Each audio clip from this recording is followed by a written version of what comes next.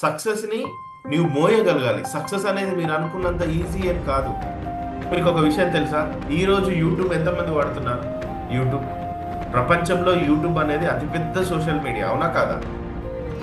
YouTube founders ఎవరైతే ఉన్నారో దాదాపు 1.5 year వాళ్ళు జస్ట్ 60 వీడియోలు అప్లోడ్ అయ్యాయి, 60 వీడియోస్ అప్లోడ్ అయ్యాయి. ఒక టైంలో వాళ్ళు గివప్ చేయాలనుకున్నారు, ఆ వెబ్సైట్ని క్లోజ్ చేయాలనుకున్నారు. యూట్యూబ్ వెబ్సైట్ గివప్ చేయాలనుకున్నారు, ఇది మనకు టైం వేస్ట్ అనుకున్నారు.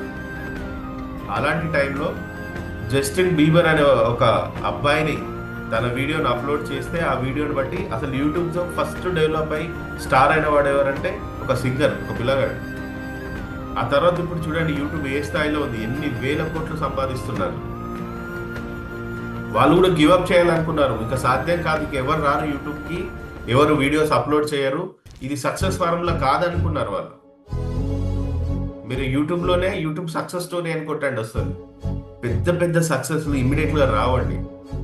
మనం కొద్ది రోజులు చూసి, 1 నెల చూసి, 2 నెలలు చూసి సక్సెస్ రావట్లేదు అంటే సక్సెస్ ఎక్కడ బెండ్ అవుతుందో తెలుసా? సక్సెస్ అనేది ఎక్కడ ఒబే చేస్తుందో తెలుసా? సక్సెస్ అనేది కన్సిస్టెన్సీ దగ్గర ఒబే చేస్తుంది. ప్రతిరోజు ప్రయత్నం చేస్తున్నాడా లేదా అన్న దగ్గర ఓపికతో చూస్తుంది మనకు. ఎందుకంటే సక్సెస్ని నీవు భరించగలగాలి.